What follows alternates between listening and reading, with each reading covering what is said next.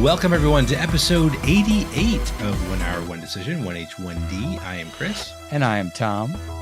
And we take 60 minutes and play a random game on Xbox Game Pass and decide, well, what is the theory of ninjas? Does it involve sacrifice? No, It Hellblades. Oh, yes, Hellblades. Yes! This episode, we're going to be talking about Hellblade Senua's Sacrifice by Ninja Theory. You don't say. I do say. This is a game that has a little bit like when it came out actually in August of 2017 for the PC and PlayStation. And oddly enough, it only came out the following year in April on Xbox. I think at that point, like Microsoft's like, yeah, we're just buying you. So see ya. Because they are now a Microsoft studio. Right. So historically, we would call that a timed exclusive. Yeah. But it was a long time. Yeah. Yeah, it is. This game, I played this on the PC, and it was 18.85 gigabytes on the PC. Tom, what about you? Hey. Maybe when Microsoft bought things, they did some revisions, because 15.4 gigabytes on the Xbox. The Xbox, not bad at all, Ninja Theory. They got some stuff going on over there. They found ways to hide the 3 gigs. Ninja style, even, one might say. Anyway, what kind of game is this? I put third-person adventure, but you did a little bit better, I think. I just added one more adjective, which was third-person story adventure game. It's an important adjective. It is we'll an discuss. Important adjective. Yep, absolutely. And that game loop? Well, I'm going to tip my hat a little bit, show my hand a little bit here. I put down, listen to exposition as you move from one puzzle to the next. Yeah. No, I like that. It's very succinct because I got very literal because I put find signs to open doors, sometimes fight scary dudes. Oh, yeah. The signs are the puzzles in my narrative. Similar. And you put in fight the scary dudes, which is an important thing to note. Yeah. Yes, it is. And there was quite a few of them. Did you like fighting scary dudes? Did that fall into your likes category? Let's start. Yeah, let's talk about that. So, yes, the combat I thought for this game felt pretty good. All things considered. And I hope it did, because if they couldn't get that right, like Morangian Generation couldn't get right traversal for some reason whatsoever, I think this game would have been like dead in the water, literally. Not just because she's carrying her dead lover's head around with her and going to hell and all that stuff. Crossing over water to do it. And in the water too, yeah. Like she just would have just died right in the water as you're canoeing your way to Helheim. Is it Helheim? It's Helheim. It is. Yeah. You're saying her log would have capsized, and that would have been the end of the game. Her log would have capsized, and that's it. Game over right there. So combat definitely felt good. You had a nice parry system, which you kind of had to figure out, which we'll talk about as well. Yep. And this game was pretty. I mean, this is an old game. I feel like they've done some things, like with updates and stuff like that to keep it looking fresh, but like it still looks great. I think it looks like a very good game. What about you, Tom? What did you like? I want to definitely agree with you on the combat. I thought it was really simple, but very fun. Mm-hmm. I enjoyed the way that the game started, from a cinematic way, and talking to what you said about the way it looks. So they do this cool kind of thing where the credits are like playing out on the side while the character's rowing through this, through the water. And at the same time, the character's traversing from an area of very like low detail, very fog, very gray, like you really don't know what's up. And it you start to get more detail, you start to get more Mm-hmm. color, and then when Mm-hmm. by the time you finally take over the character, the game is, you know, fully colorized and whatnot. So I Yeah. liked that transition. I like what they did from an artistic Yeah. standpoint there with that. You know, funny enough, I didn't realize that it did that until you mentioned it. The color coming into the game, so that's kind of cool. And I agree with you. This was just it. Just overall, the visuals, the use of audio, I thought was great. And they do suggest to wear headphones while you play this game because there's a lot of people that are whispering in your head. Yeah, I did not use headphones, but I could definitely see how that would have improved the experience. Yeah.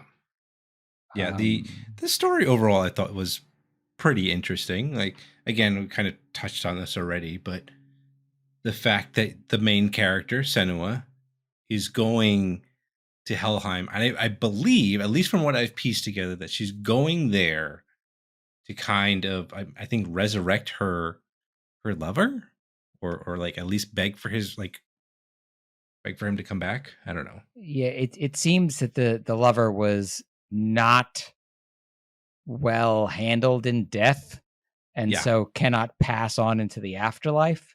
And I think that she is there, you know, it seems like carrying his head, Yeah. um, because she wants to maybe reunite it or liberate his soul.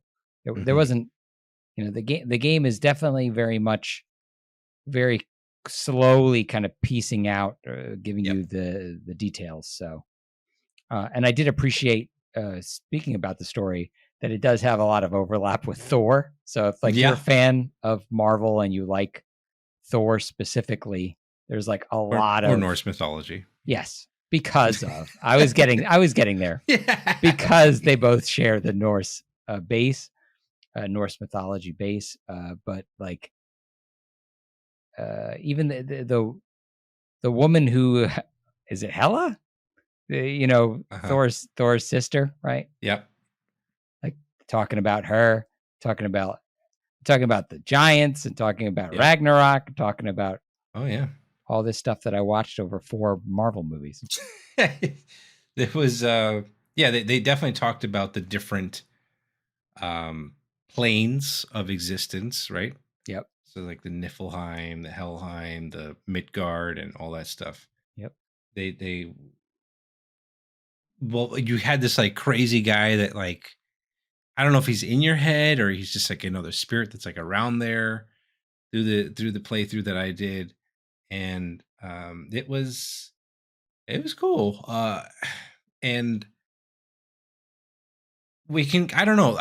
Well, I'll talk about this right now, but I think it bleeds into either a like or a dislike.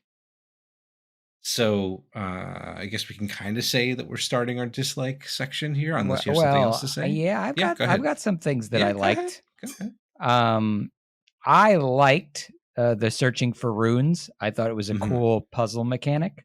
I Yeah, think you don't really see that so much in other games, where yeah, like it'll give you a shape, you know, give yep, you a rune, and then you had to go find in the world, so you know, through the way that you look and through the way you move your character, you had to kind of like line things up to find that rune in the world. yeah. Um, and then if you did enough of that successfully, it would open doors. I thought that was pretty cool. I hadn't really seen something like that in a game I'd Do you, played. do you think that got stale though? Or do you think that could get stale later on in the game? Like the Yeah, the concept can be cool right now, but I could see that being like something that you're like, okay, gotta do this again, and it's like yeah. over and over again. I think I started to see some variety in the puzzles as we played. You know, Mm, as my hour went by. So I thought that was okay. But yeah, I think if that was it exclusively in terms of the puzzles, hmm. that would be a problem. But if the game continues to add different puzzles and then uses them you know, and mixes them together and stuff like that, Yeah, I mean that's how you do a puzzle game, right? Is yeah, you for sure. teach different puzzle elements and then you put them together in weird ways, and that, you know, That's game makes design, people. that's game design. That's how you design a game. Um, and I know that we're gonna maybe disagree on some of this stuff. I thought the dark rot as a mechanic was interesting to me. I Yeah. liked the idea that they're like, okay, you failed. If you keep failing, this thing is going to climb up your body, and if Hmm. it gets to your head, game over. And I was like, Yeah. oh, okay. Yeah. Yeah. Um, and the other thing that before we transition, the other thing that I enjoyed that may be controversial here is that I liked that there wasn't any HUD at all. Mm. There is Hmm. zero HUD in this game. Like Yeah. it's you and the girl, and these Hmm. voices in your head. All the controls are really kind of context based, where it's Hmm. like you get to a point and it's like, well, I need to step over this log. I'm going to press some buttons until something works. Yeah. Uh, but and while that can be irritating depending on the game, this Yeah. is a game where I thought it was good for the immersion Yeah. because it is very psychological. It is very much in your head. Like Yeah. to not introduce all these, things on the screen was probably a Right. good move. Yeah, very much a cinematic experience, and Right. yeah, I totally agree with you on that. It makes sense that you wouldn't have a HUD like that, and maybe in a way, like to your point, it's like you discovering like what's going on in her head too. Like you're trying to figure out what's going on, and she's trying to figure out what's going on in her world. So just kind of uh, overlays in that sense. And well, let's go to our dislikes then, Yes, because I think so. Why don't we start with the things that I like that you didn't like? so the permadeath, the dark rot, I appreciated, like you said, the fact that they had no HUD and there's a visual way to say that this is like your continue. This is like how many continues you had in the game. But I did not like the fact that if you are dead, you have to start the whole game over. Now that's not cool. Yeah, I, I I thought that was like BS because I died a couple of times on like just total BS things because I got to the part where uh, oh who did you pick first on like which Fire path did you Giant. go? I did the same thing. Okay. So I got to a part where like everything was on fire in this village and you had to run to get to the door. I mean, I think that's pretty much how the same mechanic throughout.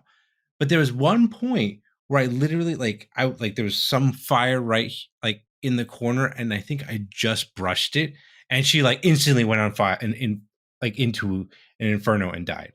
I was like, what? That's Damn. ridiculous. So I like I don't mind the permanent mechanic as long as it's like fair in a sense, if that makes sense. Because like the fighting was fine, and like I was playing this in the like not so like I put it on like on the easy mode or something because again this is a kind of game that was interesting enough that I was like, okay, I want to get through the game but not be frustrated by something stupid that I will get stuck on, Yeah. like Echo Generation, which I'm stuck on. I'm probably not going to pick up that game again. That's besides the point. So yeah, so I didn't think that that was great, but I understand that the game isn't apparently very long. So to get back to where you need to might not necessarily be that much of a chore. It's not like a Dark Souls or it's like a Right. Elden Ring or whatnot. So, you know, what about you, Tom? What didn't you like about this game? Okay. So while I said that I enjoyed the way that the game visually began, I Yeah. hated how long it took. Like Yes. the characters rowing for an eternity. Like I guess maybe that was the point. Like maybe it's Yeah. supposed to Yeah. feel that way. It certainly did. Good job, I guess. Um, and then once you get to land and you actually control the character, now she's just walking around like nothing's happening. I'm Hmm. getting lore, spewed at me from every direction. And I'm just like, does the game ever start? Like when does the action start happening? When am I going to start doing something? It Right. went from like rowing simulator to walking simulator. Right. And that was probably like half of my playtime. Yeah. I didn't realize that the rowing part that you can move the camera throughout the entire thing, and that I think that first part where you're walking, you probably could run. Mm. I didn't try the run mechanic because I didn't find out how to run until I just like I think I just held something down. I was like, "Oh, that's how you run." And I was like, "Wait a minute. I just wasted my entire time." But maybe that's the point. Again, maybe it's the point of like them saying that you're just trying to get your bearings in this world, so to speak. And then you just figure out things organically because like even when you're fighting, I just thought that the only thing you could do was slash and dodge. I didn't know that there was a block mechanic until much later. I was like, "Oh, I could do that. I can parry." Because like I was like, especially when they had like two of them or three of them coming at you at the same time. You're just like, I don't know what to do here. Like I'm just dodging like crazy. So this game is very extreme of the show don't tell. Not entirely like not I don't but I still won't say it's like a like complete dislike, but it does a decent job of like at least guiding you towards it's still a very much an on rails experience, I think. Yeah. And minus the two paths that you could have taken on which like lower god to fight. Yeah. But yeah, it's still very much like an on rails experience for the most Yeah. part. And once you finish with the one guy, you're gonna have to go fight the other guy. So Yeah. Yeah. How far did you get? I beat the that guy, oh, the Surtur. I did not get to him. I was Okay. still in the environment trying to solve one of the puzzles when my time was up. Got it. Okay. I don't know how close to getting to him I was. Okay. I did not like the disturbing voices. You I would didn't have even wear headphones. no, I would have liked them even less if I was wearing headphones. It was very unsettling, which Mm-hmm. to their credit, right? If that's the tone you're going for, Yeah. mission complete. But Yeah. I didn't like it. I was like, No. well, there's way too many people in my head right now. I don't like this. I mean, I thought it was interesting because like they're almost making observations about what you're doing. Yeah, they definitely And are. I thought that was like, oh, she's like, oh, she should be. What is she doing? She should be getting up. She should be like, if you're on the floor, like as you got attacked, like they're like either like cheering you on or telling you like you suck, essentially. So Yeah. that was kind of cool. And I agree with you. I need to write this down about the camera. Yeah. It was too close, and I just realized this game came out a year before God of War, Mm, the new God of War. And okay. they both do the same thing. And I think I think that's the reason why I kind of both stayed away from both of these games. Because again, like I just felt like your character takes up more of the screen than it needs to. Yeah. I didn't like it at all. Yeah. There was way too much character. It Yeah. looked like a really improperly framed photograph the whole time. Right. Right. Like either get the Yeah. character's feet in the shots or I don't know. Yeah. I I agree. And I'm not sure what they're is that part of this whole psychological terror of just messing with you? Yeah. Because then why is God of War doing it too? Is It that a could psychological game? I don't know. I mean, it could be. I mean, it certainly lends itself to that, right? Because Mhm. you're very close to the character. Yeah. Since it is a third person action game, I guess maybe they wanted to get kind of as close as they could get to being first person without being first Yeah. person. Um, and it does create blind spots, which Yeah. are probably intentional. Yeah. I guess was Resident Evil 4 like that? It was pretty close too, right? Like with you were behind Yeah, the back of like Leon. No, Leon was Resident Evil 4, right? yeah, Yeah. So, yeah. I mean, it's not like this isn't the first time this has been done, but it is kind of annoying with yeah. that. It I was did. also like low too. It was close, but it Yeah. was also low. Right. Yeah. Again, like to your point, you didn't really have that big of a field of view. So again, you're like, it's kind of like you have blinders on the Yeah, entire time. So yeah, I kind of going back to our like, so the other thing I kind of appreciated was it almost felt like a one take or one shot kind of yeah. thing. Everything just kind of flowed through you. What you really weren't like pulled out of the experience too often. There were a couple of times, but for the most part, you were like it was happening in that same view, so to speak. Yeah. So, any other thoughts there or dislikes? And or should we go to our other thoughts here? I do want to point out as a dislike that I didn't find any obvious way to save my progress. I assume it Right. was doing auto saves of some kind. But I really just don't like when a game doesn't have a way to save, whether something Mm, obvious in the game world, which I guess here you don't want to do for immersion reasons, but sure. then let me pause the game and select save, somewhere. Yeah. Maybe that would defeat the point of the permadeath. Like I could see why mechanically you wouldn't let me do it, but Yeah. I don't like that you don't let me do it. Like, Right. so dislike. You want agency. You want that agency. I That's do. fair. All right. Well, I don't have anything else, so I will bring up the fact that How Long to Beat says this game takes about 7.5 to 8 hours to beat. Not bad. Okay. Just Shorter than I thought. shorter than you thought. And, it's like a work day. Just, if you're not doing anything at work, just play this game. Yeah. It's, I would hope to be a little bit more enjoyable than work. And the other thing that I had written down was I haven't confirmed this, but the game has like I mentioned to you, the game has visual updates, but it doesn't seem like there's cloud save features. Oh, weird. So I probably will need to confirm that, or if someone wants to confirm that, you know, let us know about that. But I didn't see anything, at least on the Game Pass app. It didn't say that.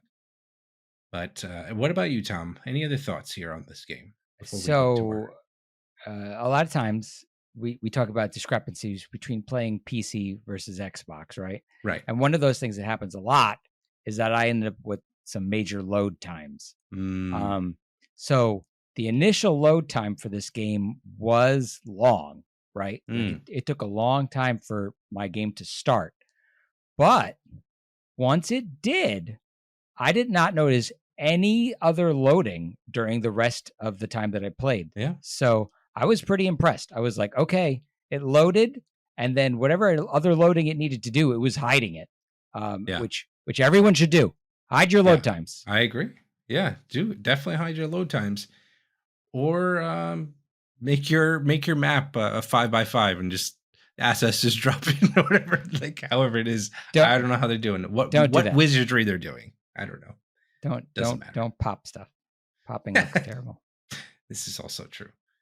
But Tom, we gotta find out. Are we gonna keep playing this game, or are we gonna sacrifice this to Hella?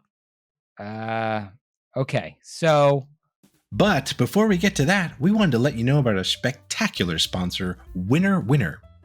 Winner Winner is a live arcade claw machine game available on Android and iOS, and it's 100% skill based. Trust me, if you see me play my games, you know I'm not that great, and I still have won games on my first try. There's hundreds of prizes, even featuring gaming merch from Nintendo. Pick your prize from choices in your particular game, or bank your earnings with tickets to redeem any other prize you want from their wide selection. And for all you lovely people listening or watching our show, you can get bonus tokens on your first app token purchase.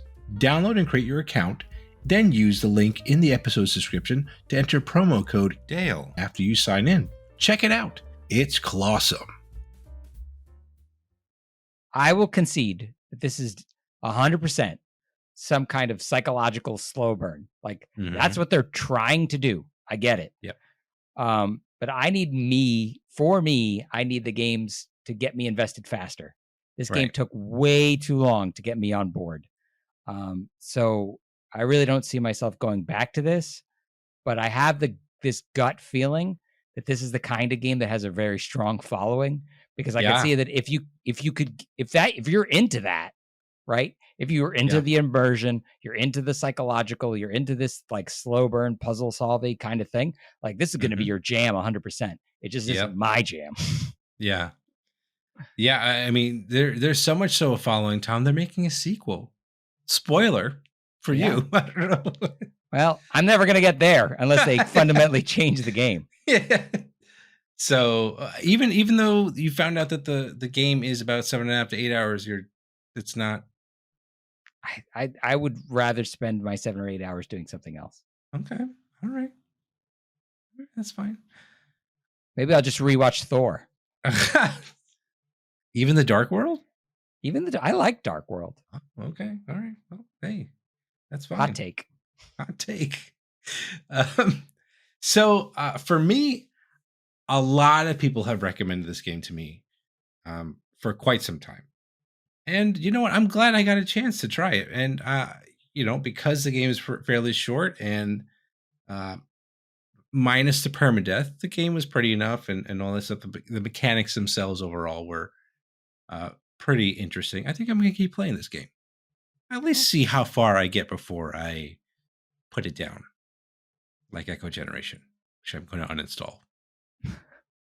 So, well, I want to know. I want to know how far you get. I'd be very Yeah. interested if you finish this.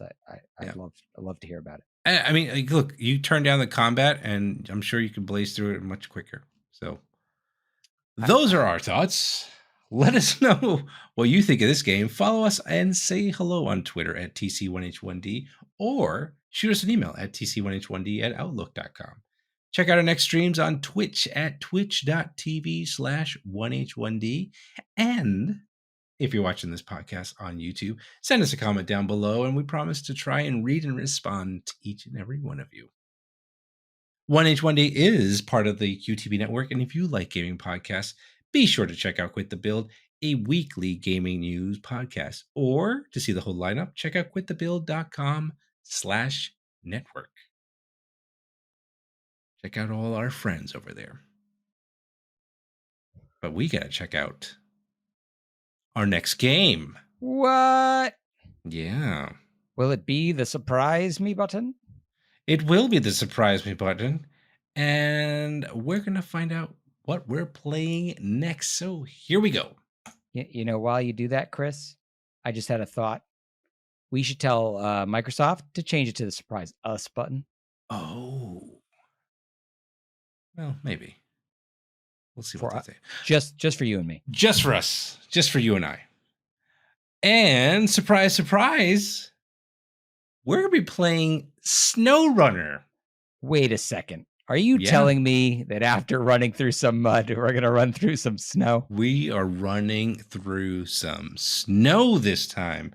This is I believe it's the sequel to Mud Runner. And we're going to check that out next. I sure hope it's a sequel. It's almost like coming full circle from our first few episodes to this one here. So, Saber Interactive, we're coming back. We're trying to find out if SnowRunner was just as good as Mud Runner. So, thank you so much, everyone, for tuning in to this episode, and we will catch you on the next one. Thanks, everybody.